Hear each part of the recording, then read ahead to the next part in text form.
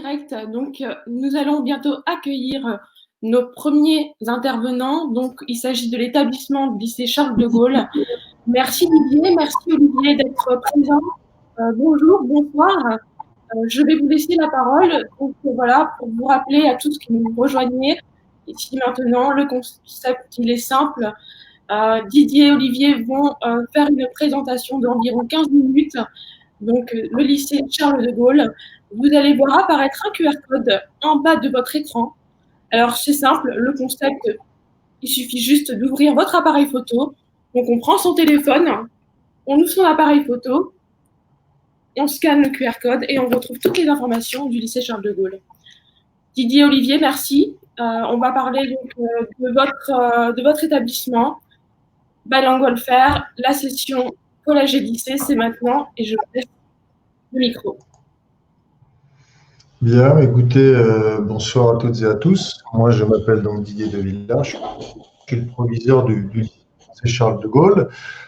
Olivier, proviseur adjoint, on va enchaîner, on va essayer de faire un propos à deux voix. Donc, le lycée que j'ai le plaisir de piloter est un lycée de vaste dimension. C'est un établissement centenaire, solidement ancré dans son territoire, sur le site principal, South Kensington, plus d'autres sites satellites. La dimension internationale de l'établissement est une évidence depuis donc longtemps maintenant. Plusieurs générations sont succédées. On a, je crois, cette année 42 nationalités chez nos élèves et 17 parmi nos personnels. Donc, sur la dimension éducation à la française dans un contexte international, c'est une évidence depuis maintenant très longtemps. La thématique du bilinguisme, on va l'aborder très précisément, puis peut-être qu'on va l'élargir au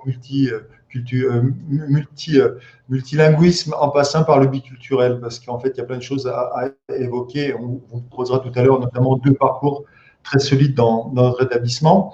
Vous dire également que sur la deuxième partie, sur le jeu des questions-réponses, on sera à disposition pour répondre à des questions qui peuvent être de facture assez classique ou qui peuvent être plus précises. Donc, n'hésitez pas. Sur le classique, le site internet est richement fourni.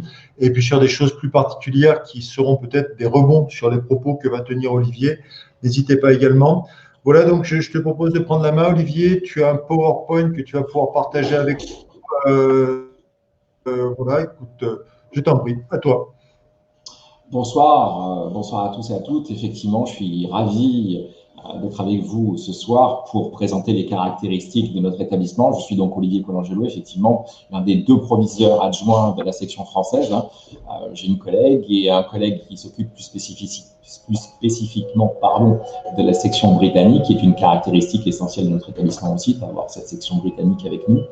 Donc, je prendrai appui sur le PowerPoint. Je pense que vous voyez déjà la page de présentation et je vais lancer les autres diapos sans pour autant lire de façon extensive la totalité des informations, mais en me focalisant sur certains points que j'estime essentiels.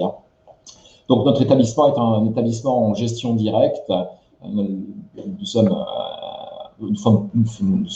Nous faisons partie du vaste réseau qui est l'AEFE, l'Agence d'enseignement du français à l'étranger. Nous sommes donc une émanation directe de cette agence et de cet opérateur public. Nous sommes un établissement qui accueille 3500 élèves sur 4 sites différents.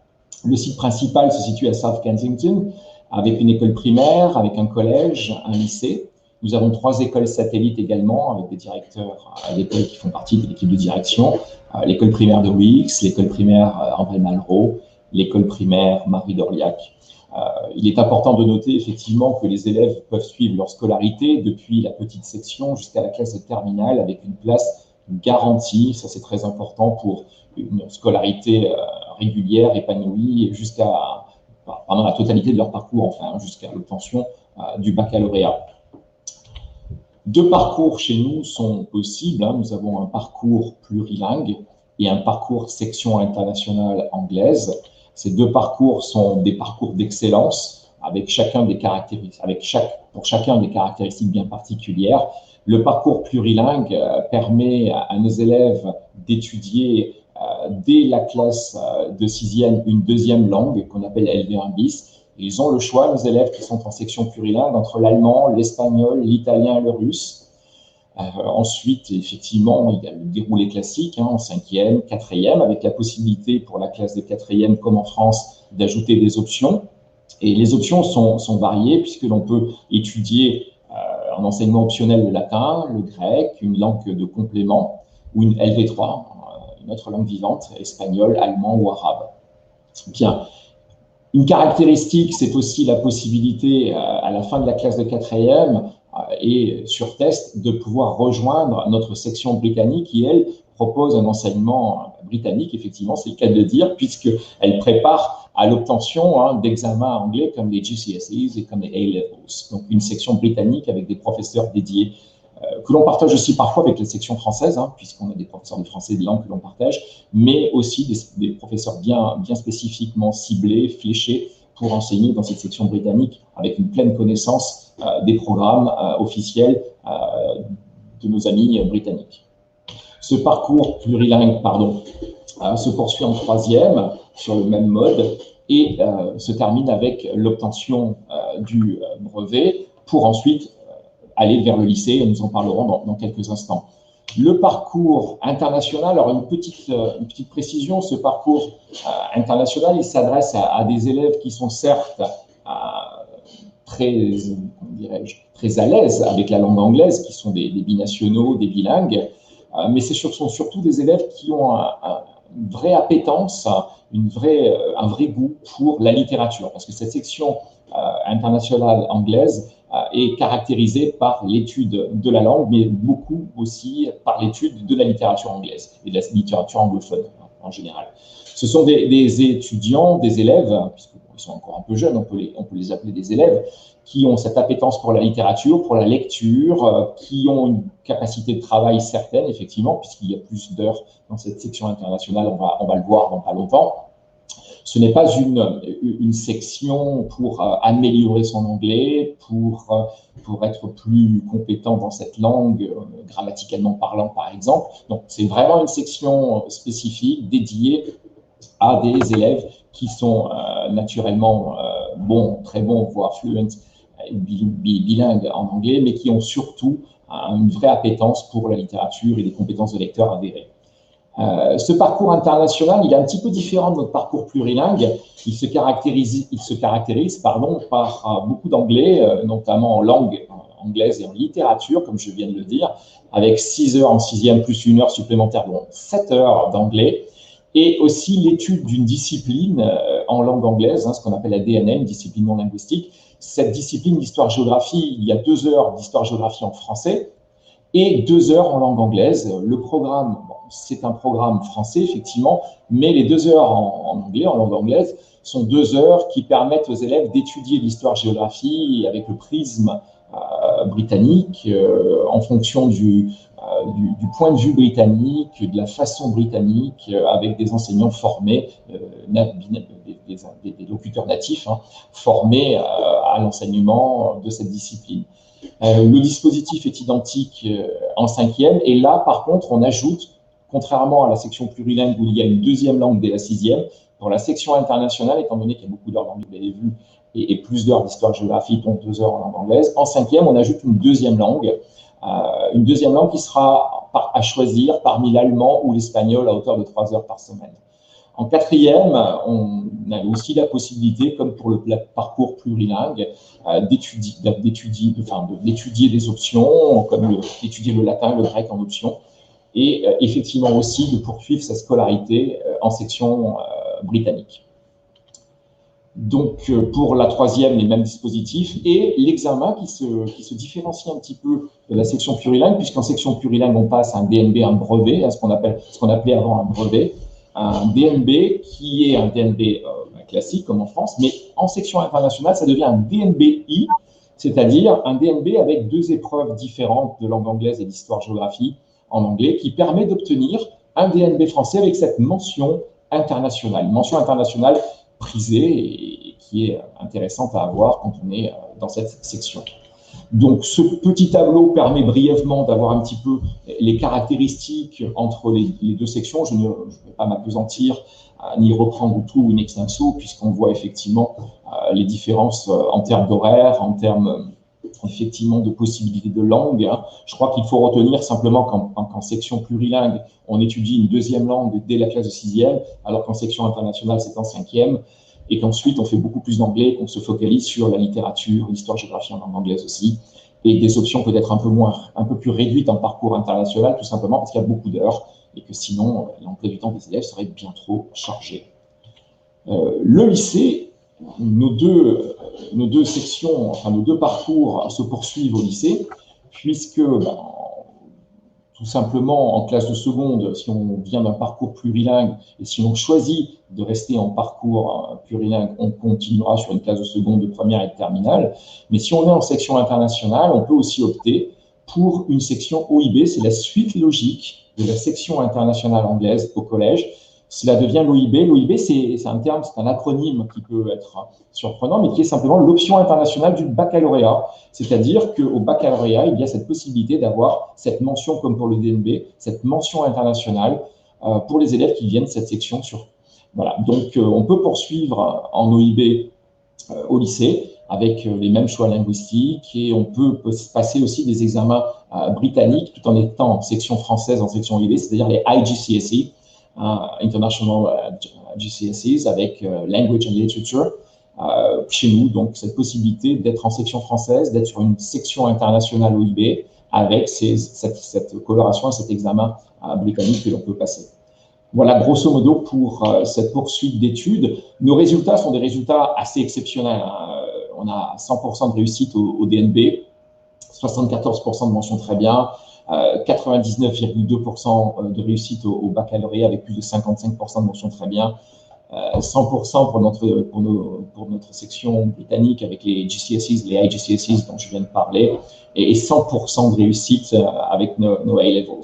Il est fondamental de préciser que nous travaillons vraiment sur l'excellence, et l'excellence pour nous, c'est travailler pour tous les élèves et les amener à leurs meilleures possibilités, leurs meilleures capacités, leurs meilleurs résultats, exploiter la totalité de leur potentiel.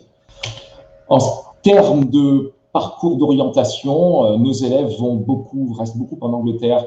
Vous le voyez, Royaume-Uni avec 49% d'orientation après le baccalauréat dans les plus grandes universités britanniques, Oxford, Cambridge et les autres, UCL à Londres, LSE, King's College, donc des universités de prestige et de renom.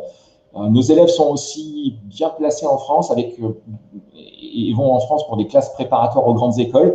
Ils sont effectivement dans un recrutement Parcoursup bien spécifique à une plateforme Éducation nationale qui permet pour les grandes écoles, les classes préparatoires aux grandes écoles, de sélectionner les élèves qui présentent les meilleurs potentiels et les meilleurs profils. Nos élèves, effectivement, quand ils rentrent en France, c'est soit pour faire des études de médecine, soit pour se concentrer sur les classes préparatoires aux grandes écoles avec un taux d'accès très, très intéressant.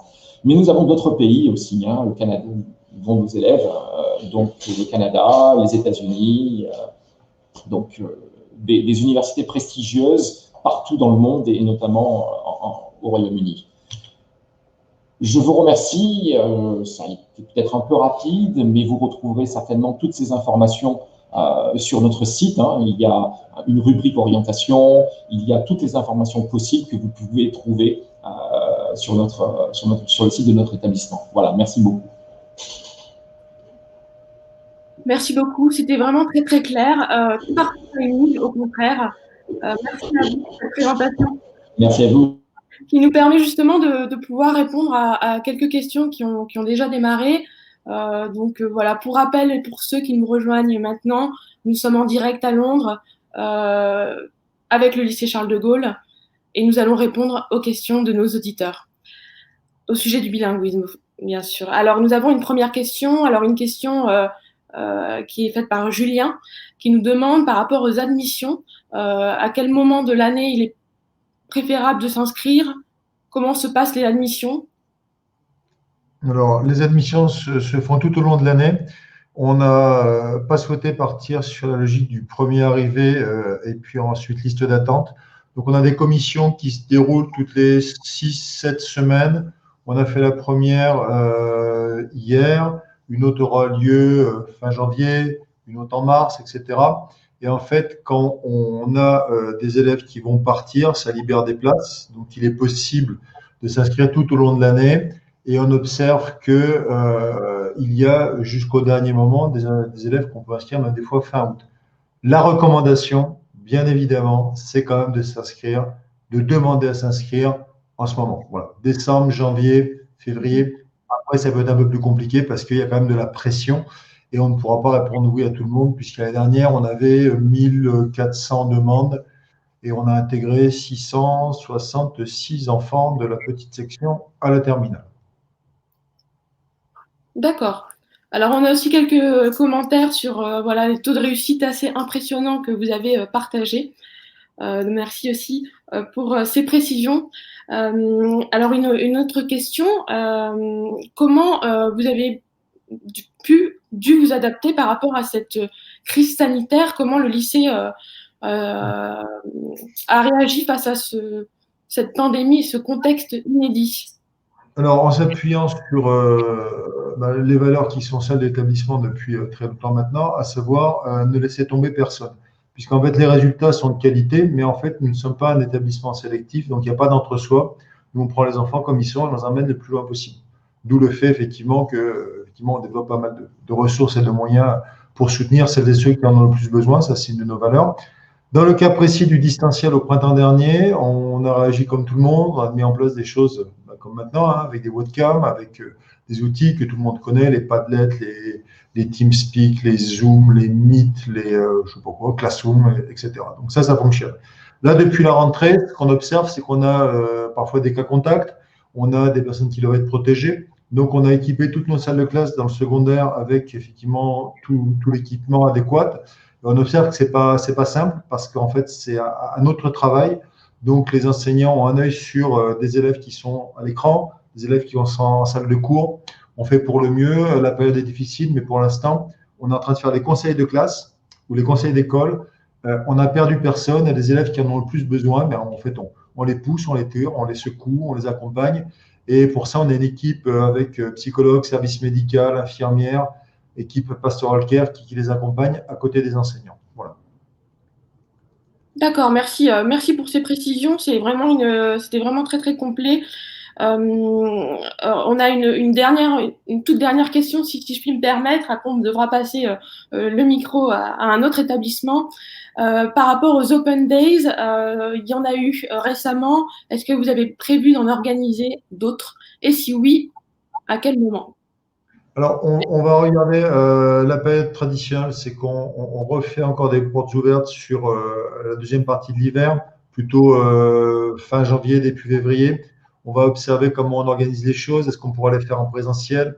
On aimerait, mais on n'est pas certain, puisqu'en fait, le distanciel, c'est autre chose. Donc, moi, si vraiment j'ai un souhait, c'est qu'on puisse le faire en présentiel sur le site principal.